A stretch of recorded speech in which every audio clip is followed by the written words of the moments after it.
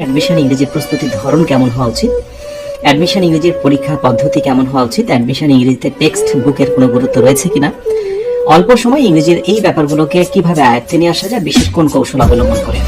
এখন পুরোপুরি তোমাদের কনসেন্ট্রেশনটা থাকবে অ্যাডমিশন কেন্দ্রিক। এটা কোনোভাবে ভেবো না যে পরীক্ষা শেষ করলাম, মাঝে ছোট্ট একটা ব্রেক নিই, একটু অবসর সময় কাটাই এবং তারপর পড়াশোনা শুরু করি।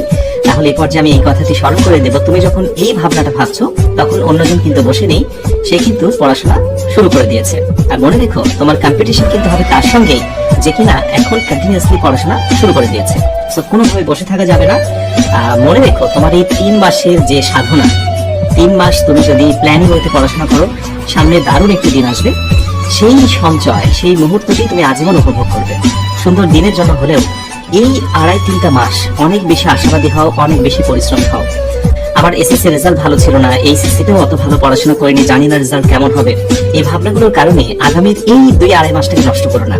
শুধু এইটা ভেবে দেখো, আমার যে রেজাল্ট, আমার যা প্রিপারেশন ছিল, সেইটা দিয়ে অ্যাডমিশন পরীক্ষা দেওয়ার মতো সামর্থ্য রয়েছে কিনা। সেটা যে কোনো ইউনিভার্সিটি হতে পারে, যে কোনো পাবলিক ভার্সিটি হতে পারে। যদি এই সামর্থ্যটুকু থাকে তাহলে তুমি নড়ে সরে জোরে করে জাস্ট একটা ভালো স্ট্রং মেন্টালিটি নিয়ে পড়তে বসো। কেমন?